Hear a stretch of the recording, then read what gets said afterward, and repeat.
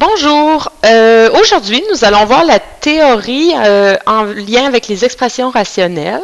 Donc, comme vous pouvez voir, déjà il y a des fractions à l'écran. Donc, une expression rationnelle, c'est tout simplement justement une expression qu'on peut écrire sous la forme d'une fraction. Les expressions rationnelles, donc ici j'ai désiré commencer par un petit rappel concernant la simplification de fractions. Donc, comme vous le voyez ici, vous vous rappelez sans doute que lorsque le numérateur et le dénominateur ont la même valeur, la réponse est 1, puisque 4 divisé par 4, ça donne 1. Et ainsi de suite, là, dans le fond, on peut toujours effectuer la division, dans le fond, afin de simplifier. Donc, 4 divisé par 2 égale 2. Et on peut faire le parallèle avec l'algèbre. Donc, x divisé par x, ça donne 1, autant que 4 divisé par 4. Donc, vous voyez souvent, on simplifie en haut et en bas. Et là, des fois, on nous demande, mon Dieu, qu'est-ce qui reste? Bien, dans le fond, quand on simplifie, c'est qu'on a divisé par x en haut et en bas, ce qui revient à faire x divisé par x, ça donne 1. Si je regarde ici, j'ai la même fraction que j'avais en haut, 4 demi, mais on a séparé le 4 en 2 fois 2, et tout ça divisé par 2. Donc, ce qu'on remarque, c'est qu'on a le même facteur qui se répète en haut et en bas. Donc, on a un 2, on multiplie par 2 en haut, et en bas, on a le 2 aussi. Donc, on peut simplement simplifier en divisant par 2 en haut et en bas. Ce qui nous donne 2, en réalité, c'est 2 sur 1, mais on sait bien qu'on écrit seulement 2. Et x sur 1, ben, c'est pas nécessaire d'écrire sur 1, un peu comme la fraction 4 sur 1, on n'écrit jamais ça, c'est 4 divisé par 1, ça donne 4. Finalement, ça va être important de se souvenir que 4 divisé par 0, c'est impossible de diviser par 0, qu'on soit avec des nombres ou avec des expressions algébriques. Et vous allez voir plus tard qu'est-ce qu'on doit faire afin d'éviter cela pour s'assurer que ça ne se produit pas. Vous pouvez toujours le tester sur votre calculatrice. 4 divisé par 0, l'expression que j'ai ici. Si vous le faites, ça va assurément vous donner erreur. Je vous expliquerai une autre fois pourquoi. Donc, la simplification d'expressions rationnelles, c'est le but du cours aujourd'hui. L'objectif, c'est de comprendre ça. Donc, on veut simplifier, autrement dit, les fractions qui sont des expressions algébriques. Donc, définition. On parle d'une expression rationnelle lorsque nous sommes en présence d'un quotient de polynôme. Donc, quotient qui réfère à la division. Donc, tout simplement, comme je vous disais, c'est lorsque c'est exprimé sous la forme d'une fraction. Donc, pour faire le parallèle tantôt avec ma fraction 4 sur 4, ici j'ai x plus 2 sur x plus 2, donc ça donne 1. En B, x plus 2 sur x moins 1, donc est-ce que quelque chose peut se simplifier ici? En vérité, il y a certains, des fois, qui sont tentés de simplifier le x, mais ce n'est pas une multiplication que j'ai avec le 2 et le 1, c'est une addition et une soustraction. Donc, on n'a pas le droit de diviser. Si on divisait, ça ne nous apporterait rien. Donc, elle est déjà simplifiée, cette expression-là.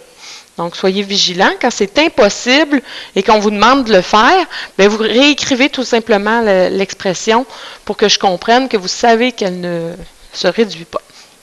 Donc, ici, nous avons un produit de deux binômes, hein? X plus 2 fois x moins 1, tout ça sur x moins 1. Donc, ça ressemble un petit peu à mon problème de tout à l'heure où j'avais décortiqué le 4 en 2 fois 2 et j'ai simplifié en haut et en bas.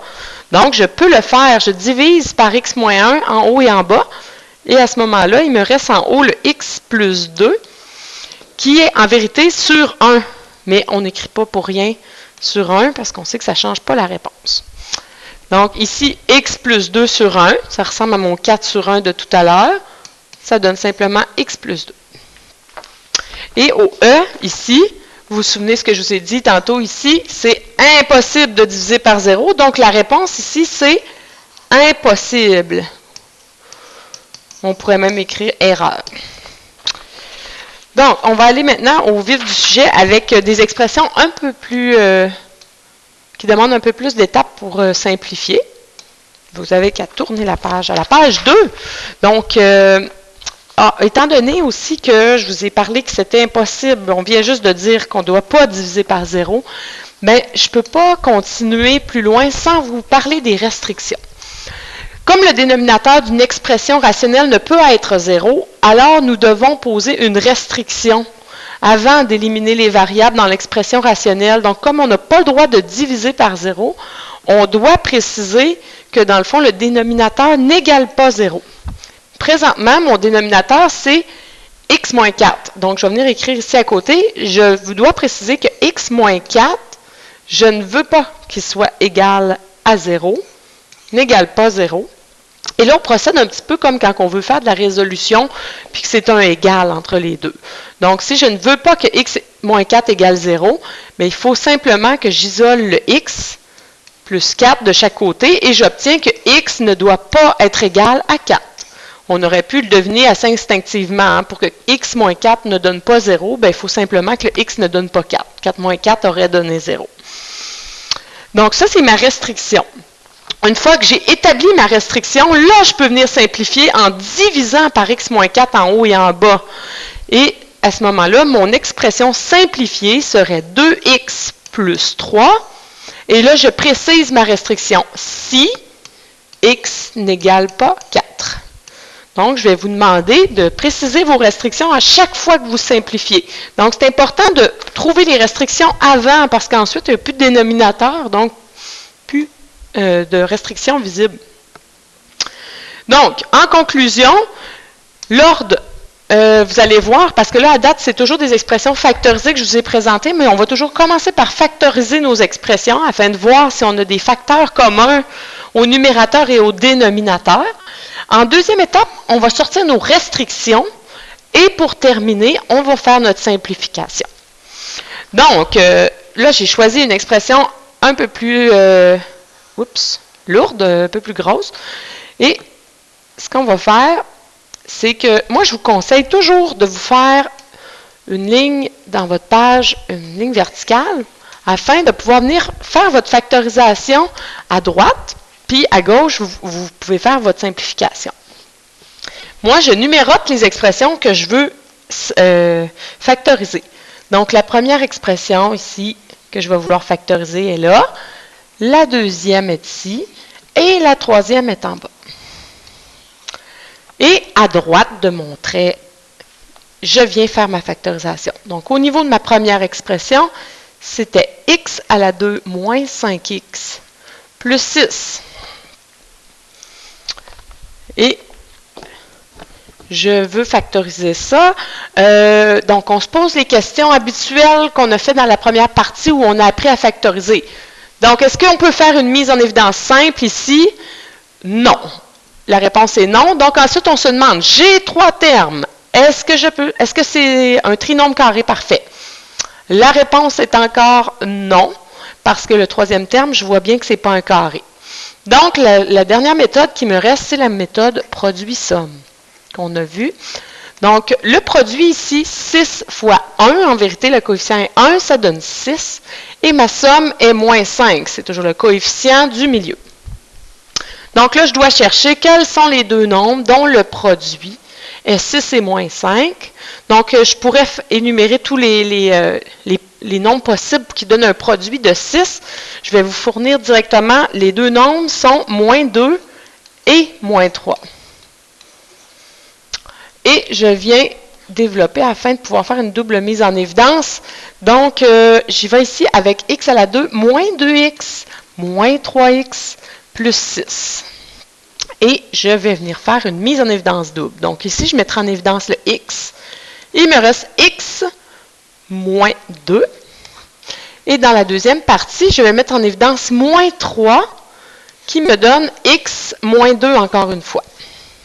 Et pour terminer, on met en évidence notre x moins 2 qui se retrouve dans nos deux morceaux. Et ça, c'est multiplié par x moins 3, qui sont les deux mises en évidence que j'avais fait. Donc, mon premier morceau est factorisé. Le deuxième contient deux termes, x à la 2 moins 9. Il contient deux termes. Je ne peux pas faire de mise en évidence simple, donc je viens voir, est-ce que c'est une différence de carré? Donc, c'est une soustraction, ça commence bien. X à la 2, je peux en faire la racine carrée, ça me donne X. Et 9 aussi, je peux extraire la racine carrée, ça me donne 3. Donc, je sais que c'est une différence de carré. Donc, j'ouvre deux parenthèses immédiatement, une avec un plus, une avec un moins. Je viens prendre les deux parties. Donc, x plus 3 fois x moins 3. Terminé pour ma deuxième partie. Troisième expression à factoriser, c'est celle du dénominateur. Donc, 2x au carré moins 12x plus 18. Donc, la première question à se poser, c'est toujours, est-ce qu'on peut faire une mise en évidence simple? Ici, oui, je pourrais mettre en évidence 2. J'obtiens x au carré moins 6x plus 9. Donc, j'observe maintenant mon expression qui est composée de 3 termes. Et ce que je remarque, c'est qu'il s'agit d'un trinôme carré parfait, puisque racine carrée de x2 me donne x, racine carrée de 9 me donne 3. Et si je vérifie, c'est au centre, j'ai vraiment le double produit. Je fais 2 fois 3 fois x, ça me donne 6x. Et c'est exactement ce que j'ai au milieu. J'ai une soustraction, là, en vérité. Donc, ça veut dire que c'était un binôme au carré qui était x moins 3. Le moins me vient ici, là. Il part du coefficient du deuxième terme. Je n'oublie pas de garder ma mise en évidence simple. Donc, 2 fois x moins 3 au carré. Je viens reprendre les 3 résultats que j'ai eus. Donc, le premier est ici. Le deuxième et le troisième. Je les mets en évidence. Vous pouvez faire la même chose avec des surligneurs sur vos feuilles. Donc, et je reprends la grosse fraction, je la réécris. Donc, le 2, je n'y ai pas touché, fois mon expression 1, maintenant, je la remplace par x moins 2 fois x moins 3.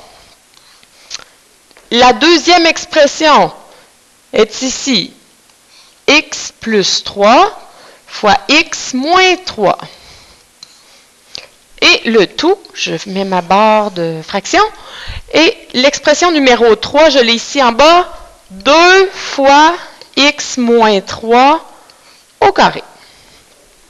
Donc, je vous ai dit que l'étape suivante était les restrictions. Donc, comme je veux m'assurer que le dénominateur ne donnera jamais 0, bien, dans le fond, je viens regarder mon expression ici. Qu'est-ce qui ne doit pas être égal à 0? Bien, c'est x moins 3. Hein. Le 2, je sais qu'il ne donnera jamais 0. Donc, restriction, là, je n'ai pas une grosse place. Là. Normalement, on vient les faire en bas. Restriction. Heureusement, il n'y en a pas beaucoup à faire. Bien, là, je l'ai mis au pluriel, mais en vérité, il y en aura une seule. C'est, donc, je vais effacer mon petit s, là. Ma restriction, c'est que x moins 3 ne doit pas être égal à 0. Donc, x n'égale pas 3. Je suis prête à faire mon étape numéro 3, c'est-à-dire de simplifier. Donc, je viens simplement observer, est-ce que j'ai des éléments qui se retrouvent en haut et en bas. Donc, je vois que le x moins 3, ici, il est au carré, et en haut, je l'ai effectivement aussi à 2 reprises. Donc, j'aurais pu les regrouper et les mettre au carré. Donc, je prends les x moins 3 fois x moins 3, et en bas aussi, j'élimine ça au carré. Dans le fond, j'ai divisé le numérateur et le dénominateur par x moins 3 au carré. Et je viens ensuite écrire le résultat. Juste avant, je m'excuse, là, je viens de remarquer que j'ai oublié aussi que j'avais le facteur 2 en haut et en bas. Donc, je peux diviser par 2 le numérateur et le dénominateur. Ce qui fait qu'en haut, ce qui me reste pour ma réponse, c'est x moins 2, entre parenthèses, qui est multiplié par x plus 3. Et au dénominateur, ce serait sur 1. Mais, vous savez, on n'écrit pas ça sur 1. Donc, on écrit ensuite accompagné de notre restriction si x n'égale pas 3. Et voilà, c'est notre réponse. On a trouvé la réponse. Donc, factoriser ici nous a permis de simplifier l'expression algébrique. Voilà, c'était la leçon d'aujourd'hui.